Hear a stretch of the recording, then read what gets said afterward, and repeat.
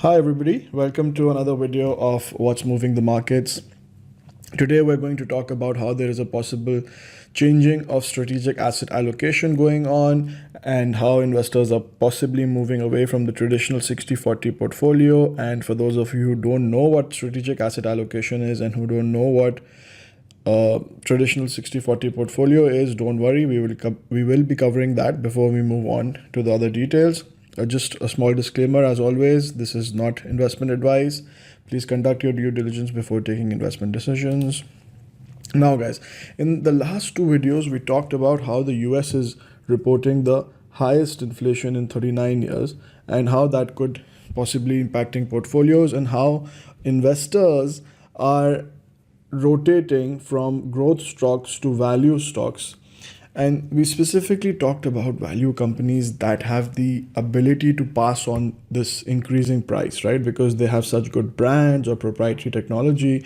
And by passing on these higher prices, not only does their sales grow, but their net income, which is their bottom line, so their top line, which is the sales, also grows as there is high inflation. So prices are increasing, so their sales grows without decreasing their unit growth or unit sales.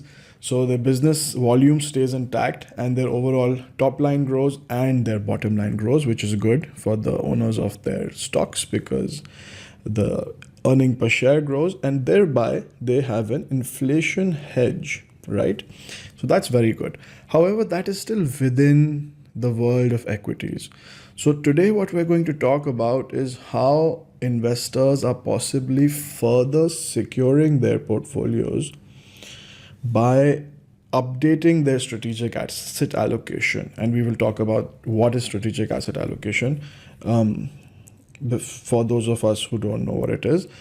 And by updating the strategic asset allocation, what they're possibly doing is that they're allocating parts of their portfolios to asset classes other than equities and bonds and moving away possibly from the traditional 60-40 portfolio. So again, for those of us who don't know what the traditional 60-40 portfolio is, we'll be covering that before we move forward. Then we will be talking about what's wrong with the traditional 60-40 portfolio, why investors need to move away from it, and what are they moving away to. So what are the alternative investments, right? So what are the different types of alternative investments alternative to the traditional investments of stocks and bonds or equities and bonds. And then we will look at how we can easily and efficiently. So when I say efficiently, I mean low cost, right? And easily means without much hassle. How can we easily and efficiently invest in alternative investments? Now, first of all, what is strategic asset allocation? So in simple words, strategic asset allocation is what percentage of the portfolio should be allocated to which asset classes. So for instance, I would like to allocate 60% to equities and 40% to bonds. Then this will be my strategic asset allocation. Now this depends on how much risk an investor can take, right? Because if somebody is very risk averse, they can't afford to take that much risk, then maybe putting 60% of their money in stocks might be too risky for them. But of course, risk and return go hand in hand, right? So again, if you want higher risk, then if you want higher return, you have to take higher risks. Now, how do we determine that how much risk is appropriate for an investor? So there are multiple ways of going about doing this. A very naive way to do this is that you allocate a certain percentage to equities based on 100 minus your age. So for instance, if you are 30 years old, right, then 100 minus 30 would be 70, which means 70% you can put in equities. Now, because you're young and you hopefully have the rest of your working life to follow, you can afford to take that risk, right? That's the assumption over here. The older you get, so let's say there is an investor who is 70 years now and 100 minus 70 would be 30%. So they should only have 30% in equities. And the understanding here is that because he or she is old now, they should have a less amount in equities and more of their investment in bonds, which are supposed to be much safer than equities, right? Another very popular way of doing it is the 60-40 portfolio, in which you allocate 60% to equities and 40% to bonds. Now, this has been an extremely popular option and it has worked for a lot of people for a number of years, right? So, what is wrong with this? That is something we're going to cover in the next few slides. But let me just talk a little bit about tactical asset allocation before we do that. So sometimes what happens is that as a strategy, you keep your 60-40 allocation where 60% is to equities and 40% is to bonds. But depending on how the situation is, and sometimes you reduce your exposure to equities a little bit temporarily, right? You have a temporary deviation from your strategic asset allocation and you increase to bonds and vice versa. Sometimes you decrease from bonds and increase to equity for temporary durations for tactical reasons. And that is called tactical asset allocation. And then within that, the security selection is that, okay, so if we have 60% to equities, then with what shares or what stocks should we select? Should we go for value or growth? Then we can have a value tilt or growth tilt. And that is how this whole situation works. But today I don't want to talk about the security selection of equities. I want to talk at a higher level about the overall strategic asset allocation and why shall we only have equities and bonds when there are other asset classes available, right? So what's wrong with the traditional 60-40 portfolio? It only includes financial assets, which is your stocks and your bonds.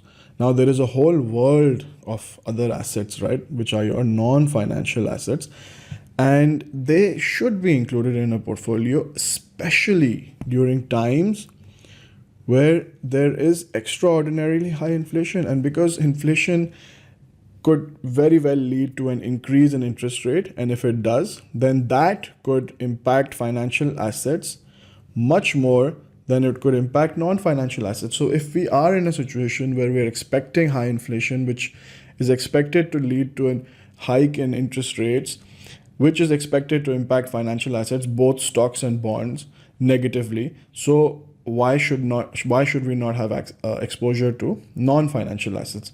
Now let's talk about what are these non-financial assets, or what we call alternative investments.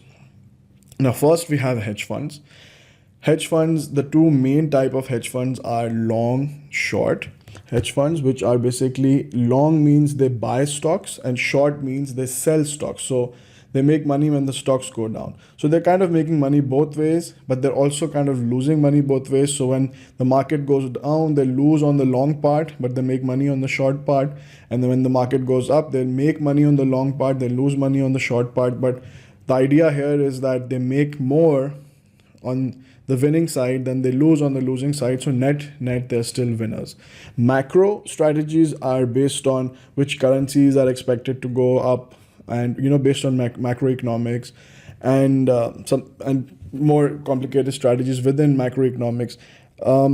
Within private equity, you have leveraged buyouts, and the idea here is to buy private companies and then increase their debt. So by even if you have the same return on assets, your return on equity goes up, right? So the equity investors, they get higher returns by increasing the debt they have. And usually this is done with very stable companies, so that you can afford to actually take on so much debt, right? The companies that have very, very stable cash flows.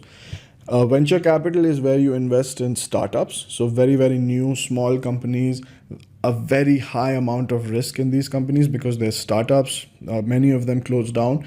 But what venture capital investors do is that they invest across maybe tens of even hundreds of companies, right? So if majority of them even close down, the ones that do survive multiply 100 times. So they more than make up for the other losses, and you're still net in a lot of profit. And then of course you have your real estate, which is self-explanatory. So you have commercial, residential, all sorts of different real estate investments. Now, the problem with all three of these, which is hedge funds, private equity funds, and real estate, is that especially hedge funds and private equity, they are for very, very sophisticated investors, and the ticket size is usually very large, right? So for maybe $1 million minimum investment.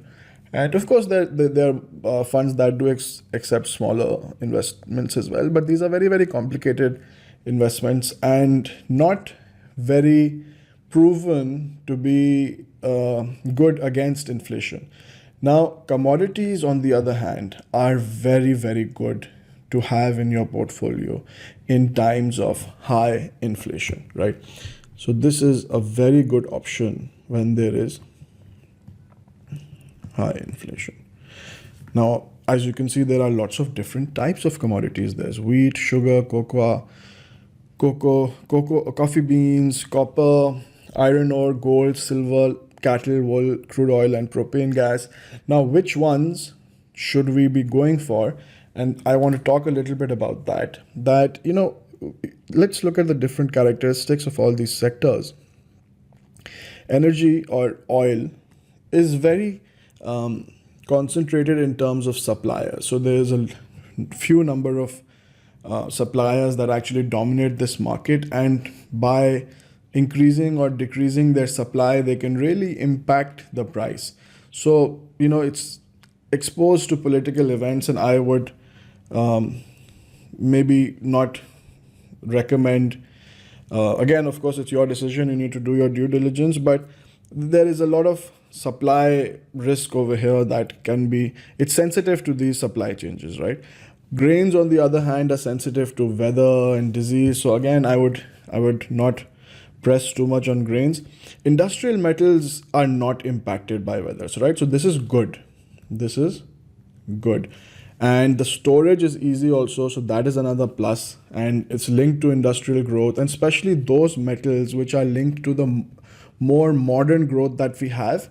So, for example, lithium and all these industrial metals that are used in all the modern products that we are using these days. So that could be a good strategy for you to follow. And moving on now. So, which or how can you easily and efficiently invest in whichever commodities that you would like to? Now, exchange traded funds, they provide a very easy and efficient way. So when I say efficient, I mean that low cost, and easy is like, without much hassle, you can invest in them. And by no means am I recommending these ETF companies. There's just some examples that I'm sharing for you. So Invesco and iShares, these are two leading ETF providers. There are many others, so please do your own research. And within Invesco, two funds that I liked were one that gives you exposure to the agricultural commodities, and the other one that gives you exposure to the industrial metals. And within iShares, I liked these palladium and platinum options, but again, not recommending them. Please do your own research. This is just to give you an idea about how you can go about doing strategic asset allocation and diversifying your portfolios. In addition to having stocks and bonds, you can also add this kind of an exposure. So as always, I would like to wish you happy investing and hope to see you in the next video.